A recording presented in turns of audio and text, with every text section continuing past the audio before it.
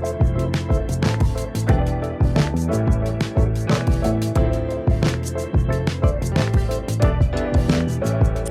back to the Metro on WDET. I'm Robin Vincent. And I'm Tia Graham. And even though we're still only 1 month in, there are some things that we know about the Trump administration. One of them is that they want to make government cuts, a lot of them. Trump has put Elon Musk in charge of getting government workers to leave their posts. And already, the Office of Personnel Management has said that 75,000 federal employees accepted a deferred resignation proposal. And then there have been thousands of layoffs, 2,300 at the Department of Interior, 1,000 people at the Veteran Affairs Department, 1,000 National Park Service employees, and another 1,300 at the Centers for Disease Control and Prevention, and likely 5,400 at the Department of Defense. Yeah, Tia, there are also pending freezes for funding to government agencies, including money that funds critical research and money that would otherwise fund programs and services related to food, housing, healthcare, and infrastructure. All of this funding could be halted. Trump's critics say that this is all very bad.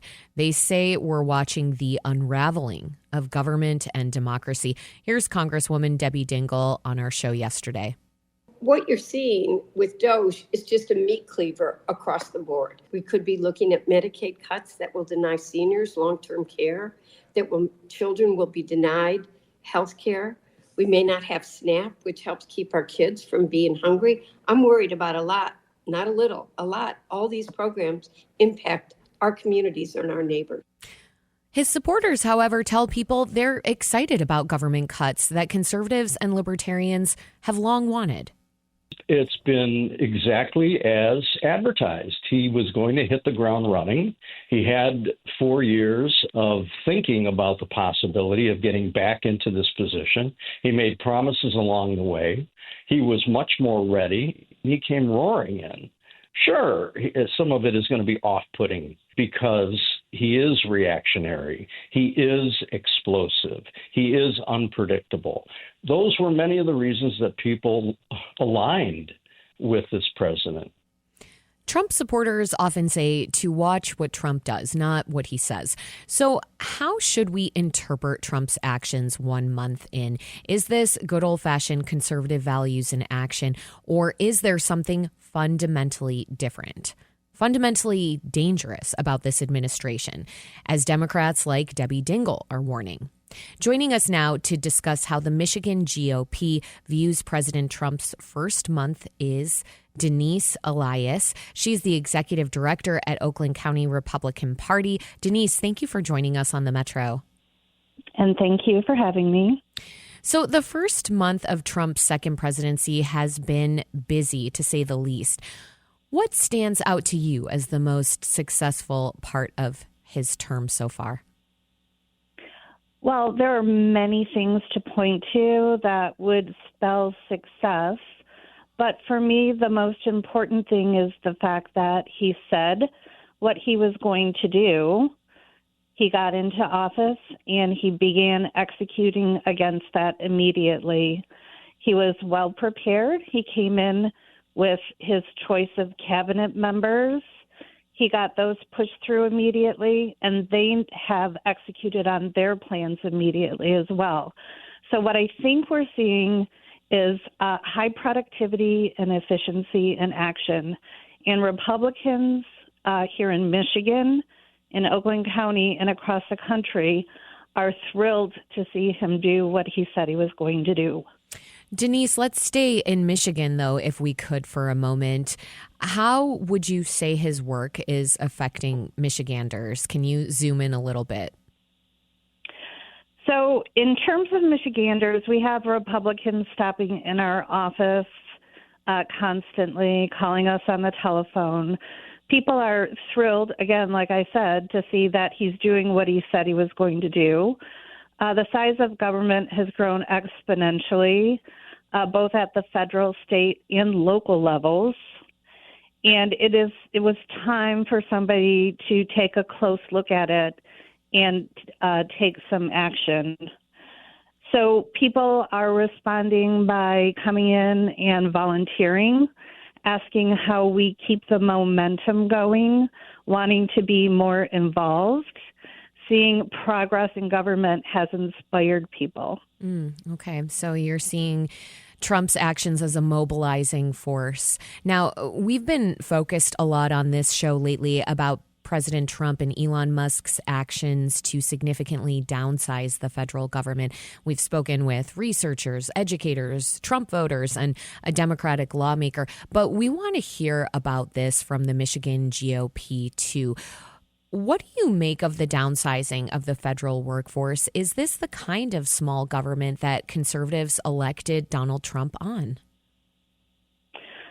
Absolutely. And I think when you take a look at some of the things that they've uncovered in just a short period of time, it speaks volumes. So the number of people over the age of 100 collecting Social Security benefits, our tax dollars going outside of the country to support DEI and other programs around the world, money coming from our government into NGOs, $85 million to the Clinton Foundation.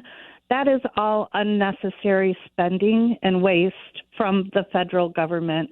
And when people look at that and they look at their cost of living today, and they look at how their families have to live, they're very happy that they're taking those positions. Right. I mean, federal orders have local consequences. I would like to point to one recent example, though, of the recent layoffs at the Department of Veterans Affairs. Those job cuts resulted in 1,000 people losing their jobs, one of whom we spoke to last hour. His name is Andrew Lennox, a former Marine. And he said that this firing was done chaotically and it put the VA in a really poor position to assist the public. What's your message to former federal workers like Andrew or the people who rely on the services that the VA provides?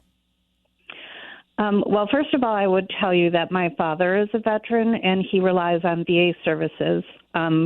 So I am very much in tune with what happens at the VA because I take him to all of his VA appointments. What I would say is, an analogy is if you have mold in your house, you are going to have to tear down some drywall in order to make sure you eliminate or eradicate the mold. And in the process, you might cut a wire or maybe even burst open plumbing, and you may not do it exactly correctly. But when you are done, you will have fixed all of those issues and you would have eradicated the bad thing in your home. So I think of it like that. I think that because things are moving quickly, there's a possibility that some mistakes will be made. I also feel very confident that they will be fixed and that the pendulum will swing to where it needs to be in terms of providing services to veterans and everyone else around the country. Denise, you just mentioned that your father is a veteran, that you're familiar with the crucial services that the VA provides. It has me wondering if Trump takes actions that you might find questionable, and perhaps, let's say it is making cuts to the VA. Are you willing to come out and say that, this is a president that you voted for, that you supported, but you don't support, let's say, action A, B, or C? Well, first of all, what I would say is I think that President Trump brought back respect and honor to the military in this country. The military in this country for a very long period of time really did not feel proud of themselves anymore. We have 22 veterans who take their own lives every year. We have people on the streets who are homeless while our government is spending money on illegal immigrants, housing and feeding them. I think that President Trump is loved by the military, and I think he loves them. And in the long run, I believe he will do what is right by them. From your perspective, what is the bad thing going on at the VA that needed to be cut? Or do you see anything thus far? I would not have an opinion on that. Reducing costs, limiting spending, increasing efficiency. These are phrases that we have been hearing a lot, and they remind me of the way corporations often operate to generate profits. So I wonder, do you think that the government should be run like a business? Well, that's an interesting question. I think the government has to be managed somewhat like a business because like a business, you have revenues and you have expenses. The government is managing our money. So to the extent that they manage our money as Americans, we should expect them to do all of those things, be efficient, be productive, and use the money where it is needed on the essential services that the American people either need or want. And so I guess my final answer for you would be yes, I believe that the federal government and all government agencies should be much more corporate-like in their how they go about managing the business of the United States. You're listening to The Metro. I'm Robin Vincent. And I'm Tia Graham. We're talking about President Trump's first month back in office and asking, are these good old-fashioned conservative values in action, or is there something fundamentally different about this administration? Our guest is Denise Elias, and she is the executive director at Oakland County Republican Party. So, Denise, recently over 20 civil service employees resigned from DOGE, the Department of Government Efficiency, writing in a resignation letter that they swore to serve the American people and uphold the Constitution, but they cannot honor those commitments working for DOGE. What was your reaction to their resignation? Well, I wasn't aware that there were 20 DOGE employees that resigned. Just like any other place that you work, there are people who are going to be a fit for your organization, and there are people who are not going to be a fit for your organization.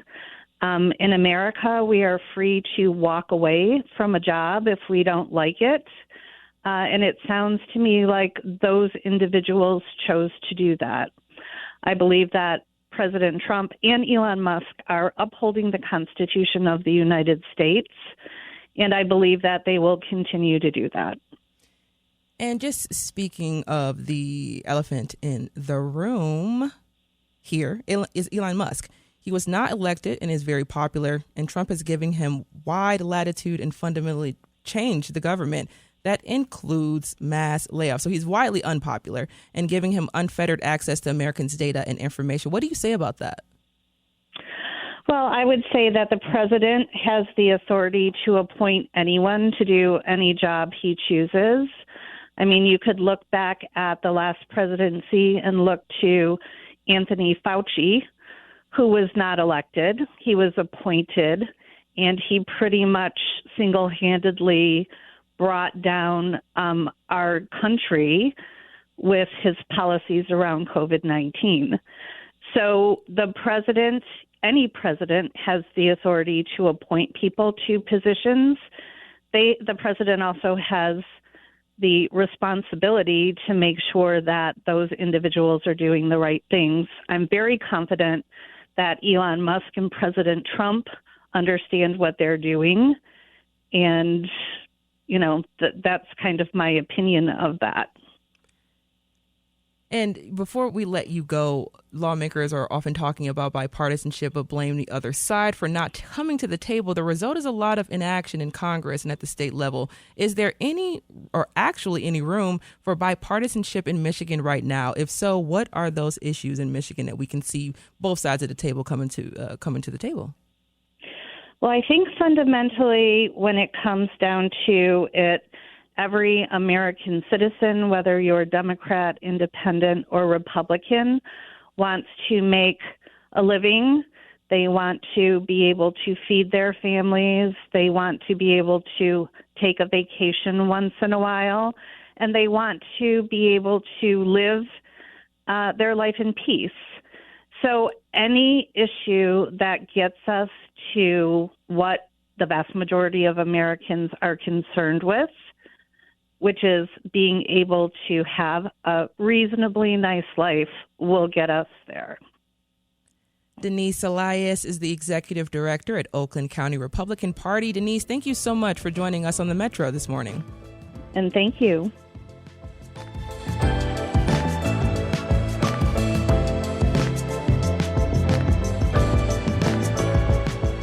Coming up, we'll continue discussing the Trump administration. Specifically, we'll try to understand the similarities and differences between Trump and former President Ronald Reagan.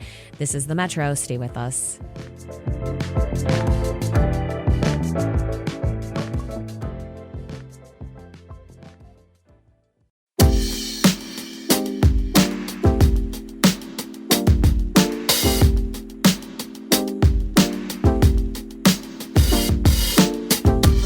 Back to the Metro on 101.9 WDET FM. I'm Tia Graham.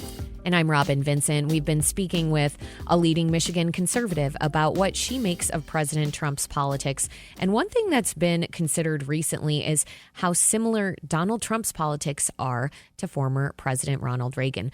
Both worked in media before entering politics, and both wanted to shrink government. Reagan introduced $39 billion in budget cuts into law during his first year in office, reducing social welfare spending. He also signed onto a 25% tax cut.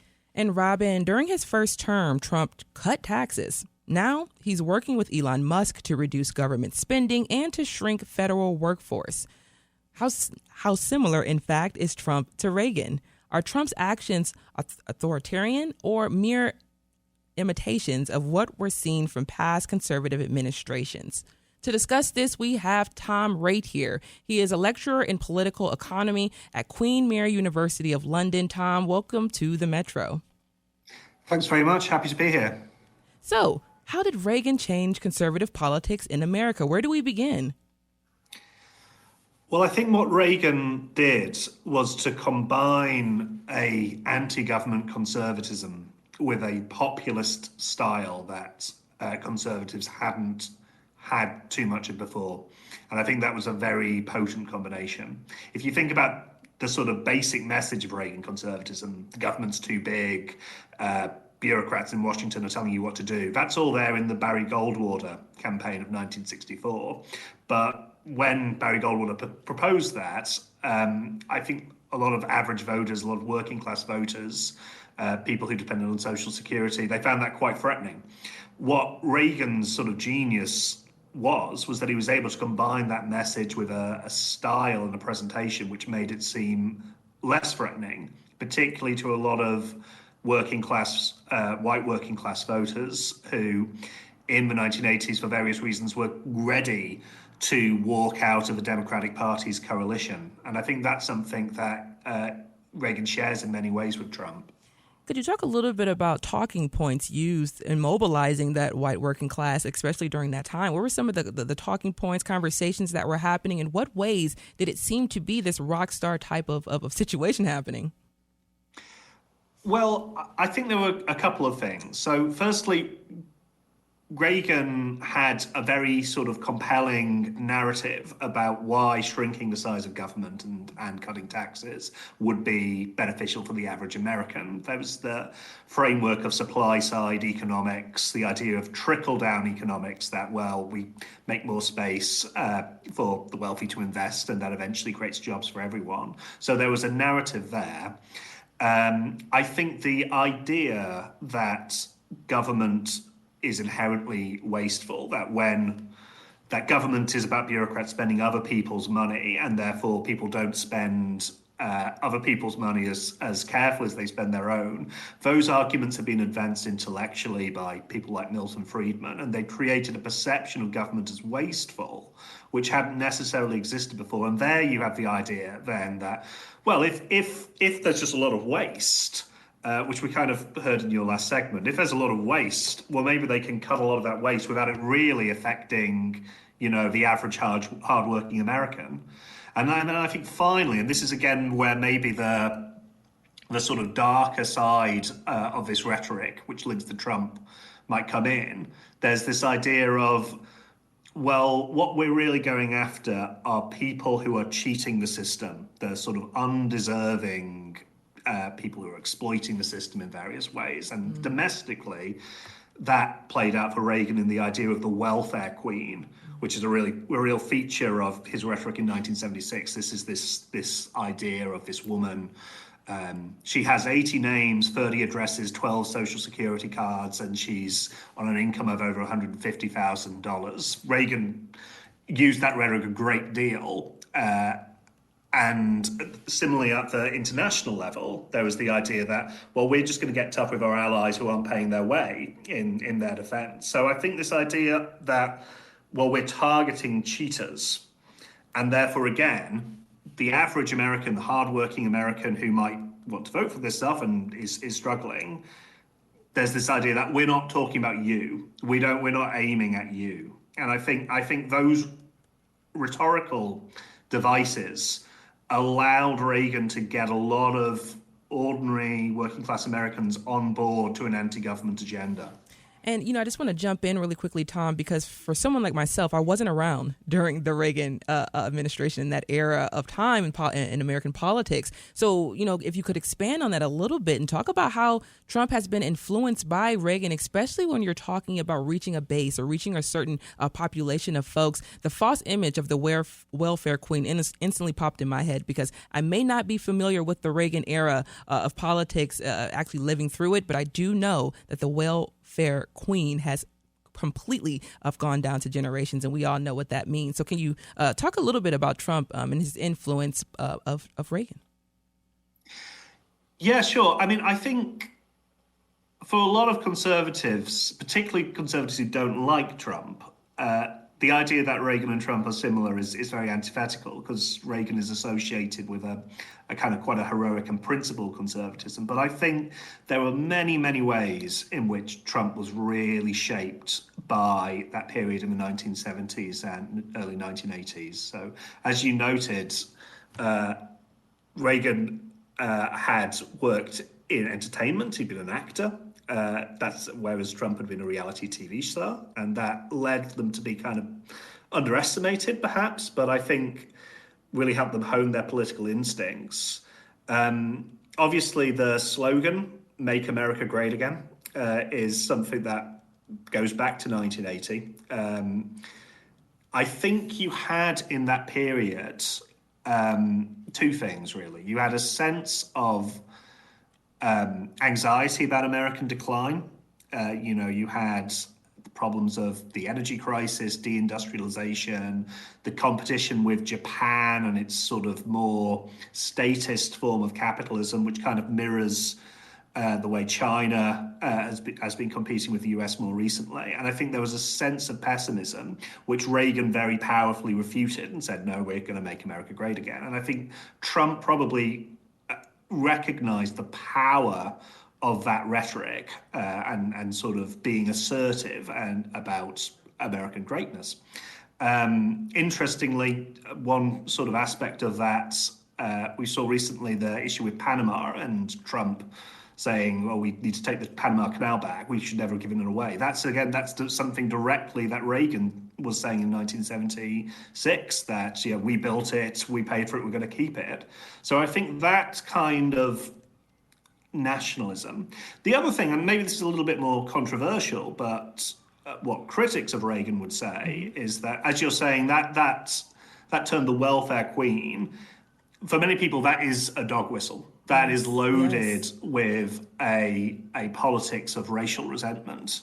And another thing we might say about what was different from the 60s when Barry Goldwater was rejected to the 80s, when Reagan succeeded, was you had the politics of civil rights, the backlash against civil rights. There was maybe a sense that now government was associated with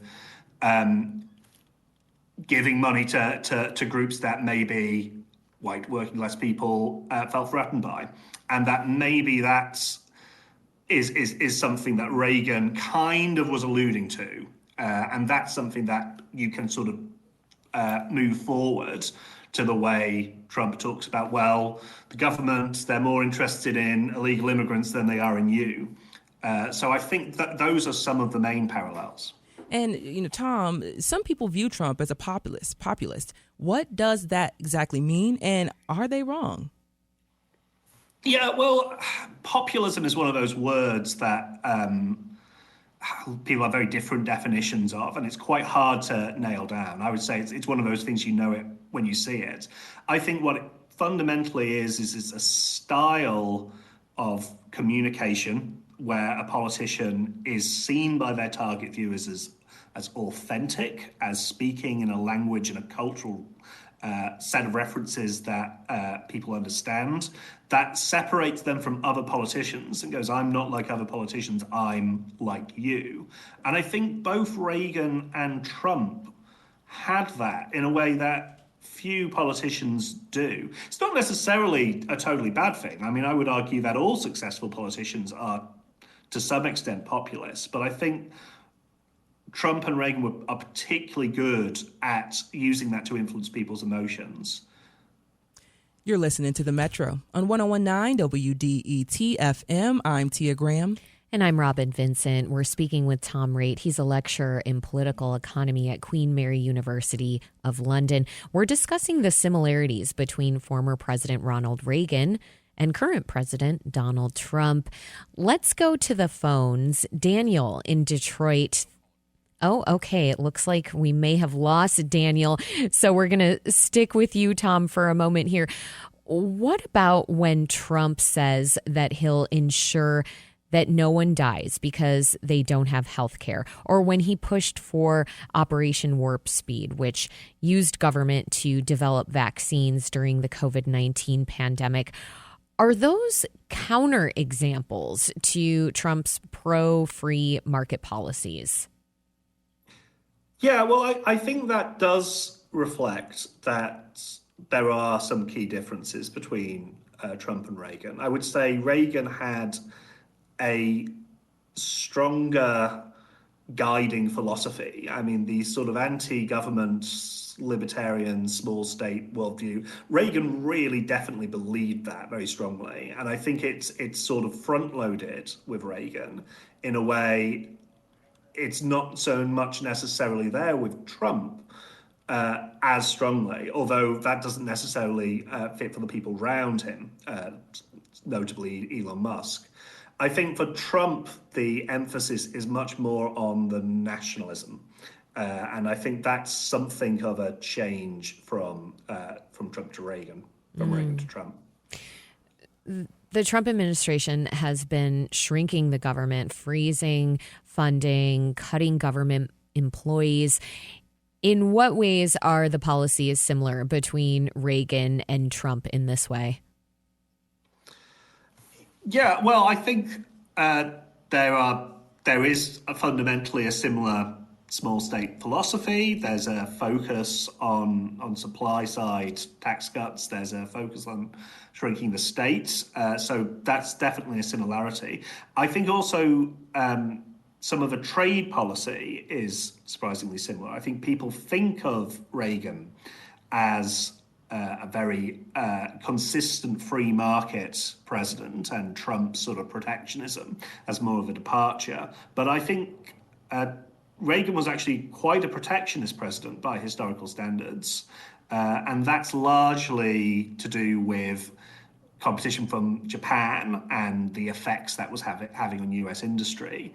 Interestingly, again, Reagan's justification was distinctive for that, because the protectionist measures that the Reagan administration pursued were very much based around punishing other countries for not obeying the rules. The idea was that these other countries, through their subsidies, through their kind of targeted industrial policies, were distorting free trade, and therefore protectionism was justified against them. Tom, forgive me. Sure. Could I have you say more about a protectionist? We're not hearing that term a lot. What is a protectionist president? So a protectionist is someone who believes in using tariffs and taxes on imports to try and encourage people to buy domestic products in a way to encourage industry and the local economy. And that's something that has historically been very against the kind of free market kind of philosophy of conservatism. But Trump is obviously a big believer in that. Is it fair to say that Reagan and Trump are similar in terms of what they do, but different in terms of what they say? They cut government and spending, but Reagan and Trump have different styles. Reagan liked immigrants and generally tried to come off as kind. Trump, on the other hand, he's very much okay being an anti-hero. Is that fair to say that they're similar in terms of what they do, but not what they say? I think that is fair. I would say both Reagan and Trump are populists in that they appeal strongly to emotions, but that Reagan was at his most effective when he was appealing to more positive emotions. People think of the Morning in America campaign, they think of the jokes, they think of the kind of good humor. That was his sort of natural zone. He could go on the attack, but he was sort of stronger in that sort of domain. Trump is probably at his most effective as a political operator when he's on the attack, when he's dividing, and therefore I think you could see them as having similar popular styles, but Trump maybe playing on a darker set of emotions.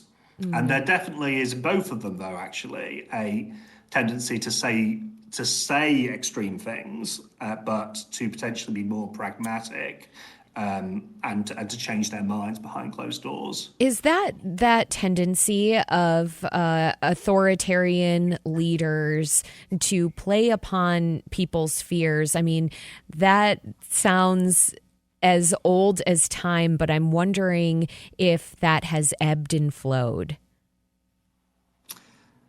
Yeah, absolutely. I mean, I think all successful politicians manipulate emotions to a certain extent. But I think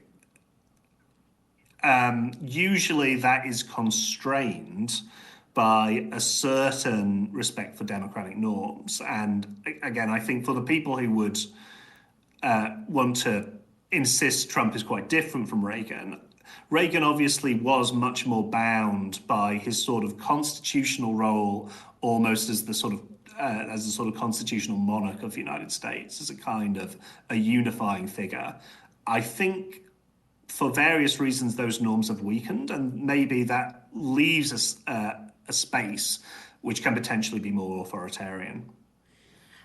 Before we let you go, as briefly as you can, as a political scientist, are you concerned about authoritarianism in America under Trump? Well, I think there's no doubt that Trump has more authoritarian tendencies than most, perhaps all, presidents the country has ever had.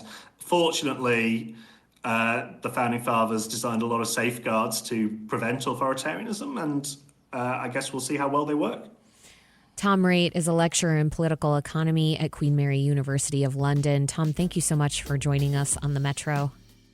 Thanks for having me.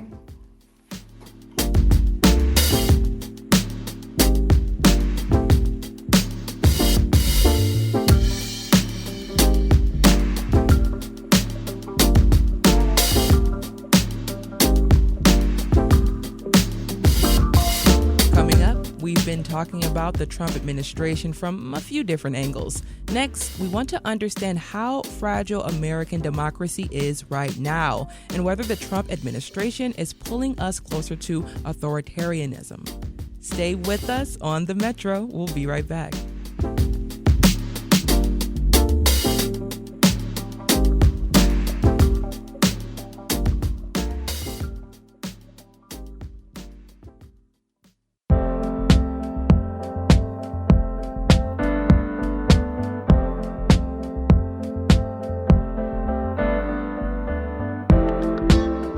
Welcome back to The Metro on 1019 WDET FM, Detroit Public Radio. I'm Tia Graham. And I'm Robin Vincent. During Trump's second campaign for president, many scholars, journalists, and normal folks became concerned. They feared, especially after the attempted insurrection on January 6, 2020, that democracy would become jeopardized. That remained true after listening to what Trump was saying during his second presidential campaign. The current president then promised to attack his political enemies with the military. Here's Trump at multiple stops in his 2024 presidential campaign. I think the bigger problem is the enemy from within. We have some very bad people. We have some sick people, radical left lunatics. And I think they're and it should be very easily handled by, if necessary, by National Guard, or if really necessary, by the military. I am your warrior. I am your justice. And for those who have been wronged and betrayed, I am your retribution. I am your retribution. At this point, Trump has been cutting government officials and freezing money. Is that enough to warrant fears of authoritarianism? If not, at what point should we be concerned about authoritarian rule? To discuss this now, we have Lu-Kin Wei, Distinguished Professor of Democracy at the University of Toronto. Professor Wei, thank you so much for joining us on the Metro. Oh, thank you so much. Of course. So let's start here. What is authoritarianism? So authoritarianism is basically any kind of system in which you do not have free and fair elections and in which it's costly to engage in any kind of opposition activity. It's a very broad term that encompasses anything from fascism to what we call competitive authoritarianism. And explain that a little bit as well. Break that down for some of us who truly need to be broken down to like a 5-year-old. Okay. Much smarter than that. Well, I have no. Anyways, so basically competitive authoritarianism is a political system in which elections matter. They take place. They're competitive. Opposition exists, competes for power, but in which the leader engages in all sorts of abuse, anything from sort of auditing the taxes of opposition party members to investigating, party activists and the like, and basically kind of creating an uneven playing field against the opposition. Basically, competitive authoritarian regimes are sort of like a soccer match or a baseball game in which the umpire or referees are on the side of one team and trying to sabotage the other. We see that too often in sports, way too often in sports. So you referenced Freedom House, which has downgraded America's Global Freedom Index. So if we could just, for a brief moment, just explain to folks the Americans Global Freedom Index, what that means, just a little bit. So the Freedom House just measures on a scale of 0 to 100 how free a country is. The higher the score, the more free. And right now, even before Trump came to power, the United States was basically at the level of Romania and Panama. So, and before Trump, we were at sort of at the level of France. We were tied with France. So we've already, even before Trump come to power, we've already seen a sort of a dramatic decline in democracy in the United States. And okay, so before Trump, we're starting to see a backslide here. What does that mean? What are the things like in Romania that you would compare that to us, or what's the data telling us about the comparison there?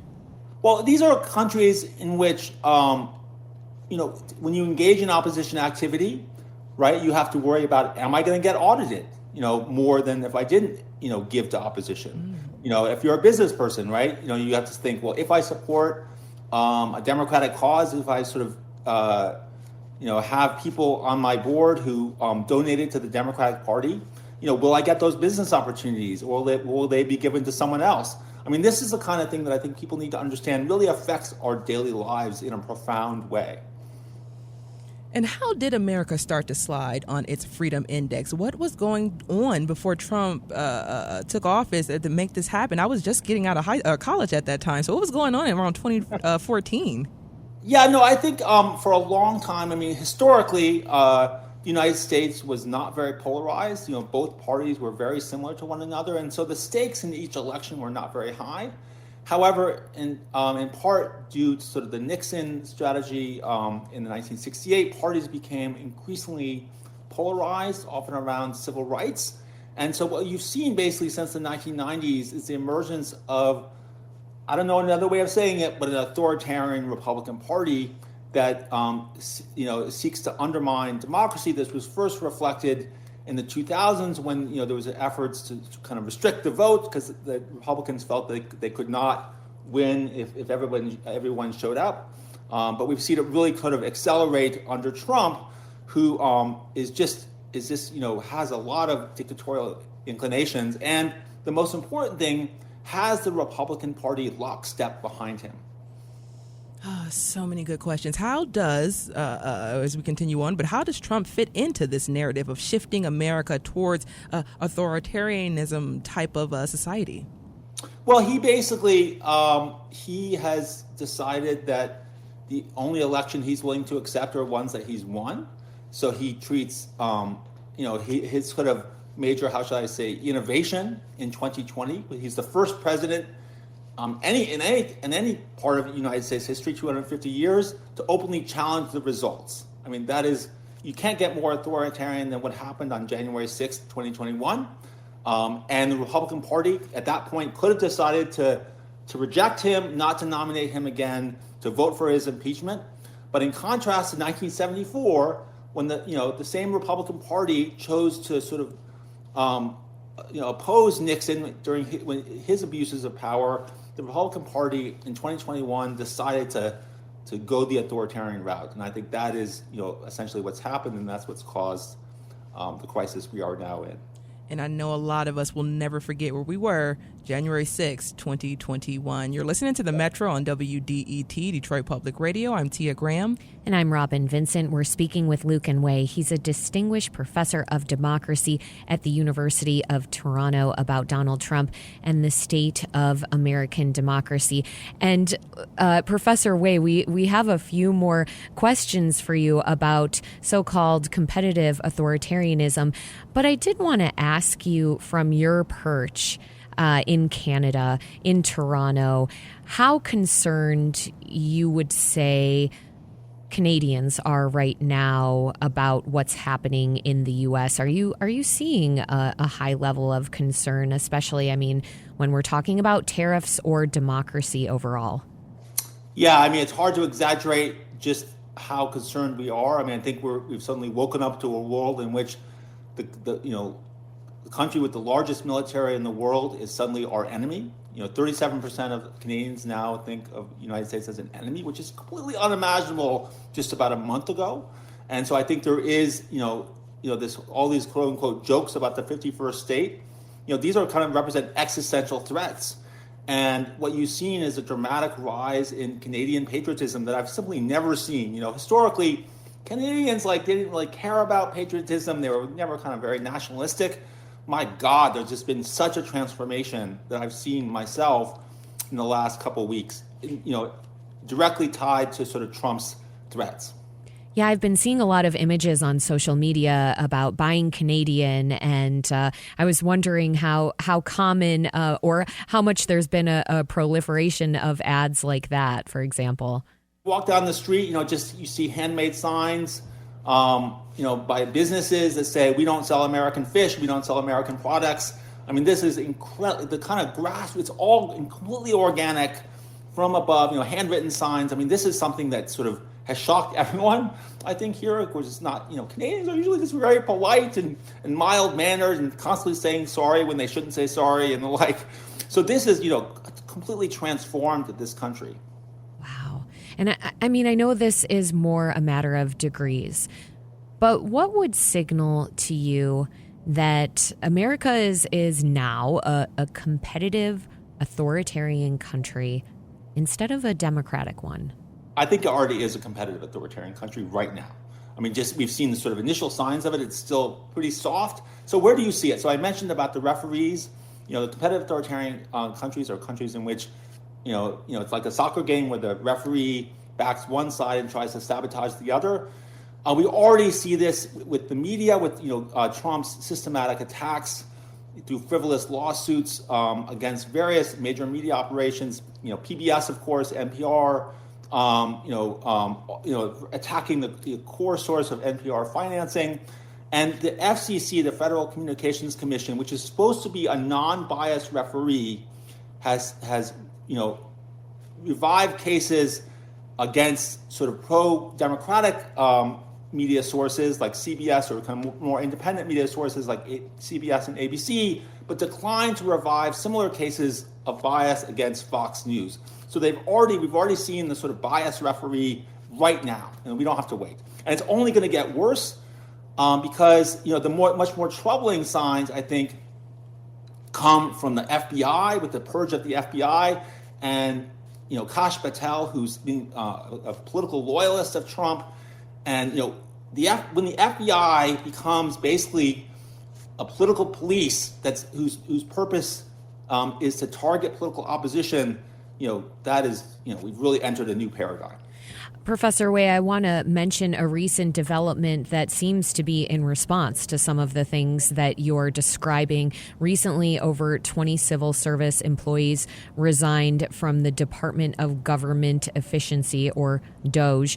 They wrote in a resignation letter that DOGE isn't properly serving the American people, and they were unwilling to dismantle critical services to Americans. Is that a good sign that people are resigning?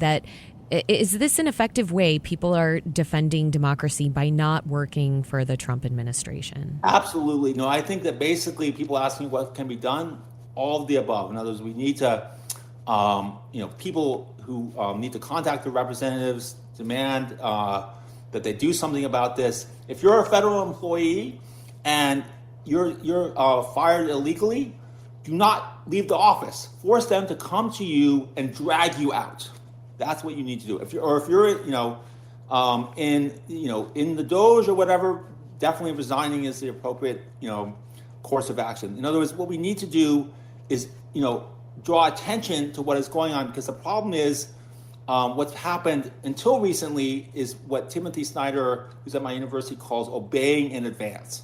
So when Christopher Wray, the former head of the FBI, resigned because he knew that sort of Trump would fire him, that was, I think, a huge mistake. You need to force Musk and Trump to really, to try and you have to resist efforts to create an authoritarian regime. So I think, and I think that's going to increase. I think people are now have kind of woken up, and I think it's in that sense, that's a source of optimism.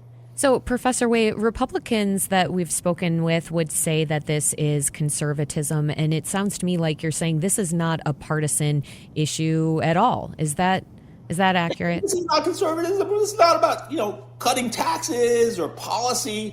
This is about authoritarianism. This is about what we had the American Revolution about, which was overthrowing kings. I mean, God. Sorry, it's really well, and that means that if authoritarianism is to be shaken off, that it likely will be on the backs of Democrats to do that, though. And so, what is your advice? What do you think that Democrats need to do right now, and how are they doing? What are you observing as far as their response to Trump? What's your grade for them? So I would say about a C or a D. I mean, I think, there is sort of two kind of schools of thought. Sort of the Jim Carville, who everybody knows was, the major strategist, back in the 90s for Bill Clinton, and Hakeem Jeffries, the minority leader in the House. I mean, they've sort of argued for a passive strategy. Their logic is, well, if you see the other side failing, get out of their way. And it's true at some level that what Trump is doing is going to be a disaster for the country. There's going to increase inflation and all that the stuff that's likely to make Trump less popular.